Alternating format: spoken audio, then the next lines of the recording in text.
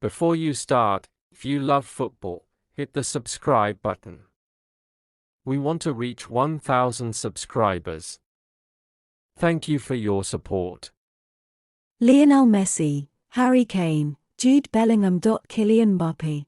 The big transfer moves that could happen this summer. Harry Kane is approaching the final year of his deal. Jude Bellingham's future is unclear now. Liverpool have ended their interest and Europe's top clubs are chasing after Victor Osimhen. It's set to be another blockbuster transfer window. This is the state of play as things stand.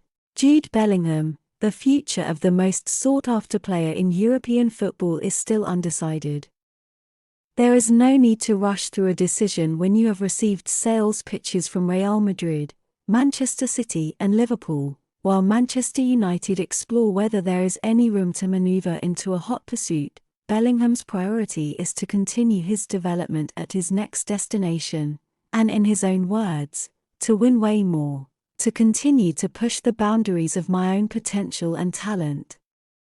Real have feared City as their greatest threat in securing Bellingham and believe the England international wants to star in the Premier League.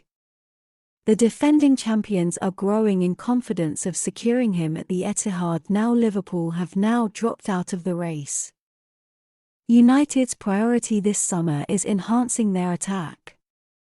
They need to secure Champions League football and to sell very well in order not to fall foul of FFP. United are unlikely to get into a bidding war for Bellingham, even though they were the first big English club to believe he was going to be a standout midfielder. Team Bellingham is known to wade through years of research on a club to get a panorama on methodology rather than make snap decisions based on either overperformance or underperformance. Real positioned their offer to the midfielder to become the best player in the world at the place that breeds champions. They told him he can become a Ballon d'Or winner and Champions League royalty, and weren't shy in pointing out that Kylian Mbappé chose wrongly by staying at Paris Saint-Germain.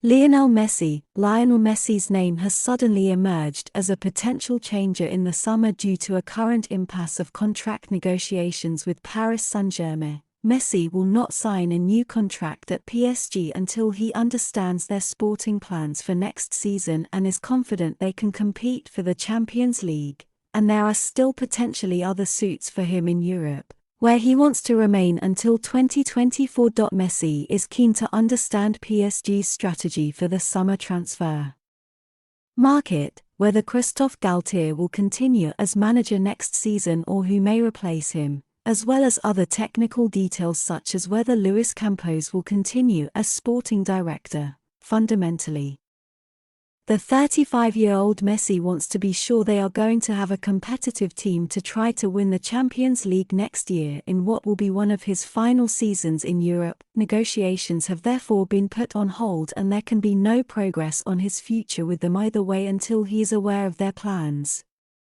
PSG have embarked on a philosophy of signing the best young French talent and trying to turn them into stars, but they are expected to invest in several changes in the first team this summer in order to be more competitive next season. After being knocked out of the Champions League last 16 by Bayern Munich 3-0 on aggregate, there was a notable difference between the talent Bayern were able to call from the bench in those games, such as Sadio Mane, Leroy Sane and Joao Cancelo, whereas PSG had Nordi Mikel, Juan Bernat and Renato Sanchez, and 4 players from the academy, and that is part of their strategy. The impasse over contract talks between Messi and the club and the shift in dynamic has therefore increased the likelihood that he could go elsewhere, but communication between his representatives and PSG remains open and an agreement over an extension remains a possibility. Victor Osimhen, Napoli striker Victor Osimhen could be one of the biggest transfers of the summer. He is one of a number of strikers Manchester United are looking at, but they will have competition. A potential stumbling block is the price, with some reports suggesting Napoli would want £100 million for the Nigeria international. That will no doubt reduce the number of clubs who could do such a huge deal, and with an ongoing takeover or investment on the cards at Old Trafford, It remains to be seen how much the Glazers will invest in the team or whether it will be in the hands of new owners by the summer. Regardless, Osimhen is a highly sought-after striker due to being the top scorer in Serie A and spearheading Napoli's charge towards the title. At time of writing, he has 21 league and has also scored 4 times in the Champions League, with Napoli in the quarter-finals. Napoli do not want him to leave, however, and would love for him to sign a new contract. Osimhen will enter the final 2 years of his current deal in July and, thus far, there have been no talks over an extension.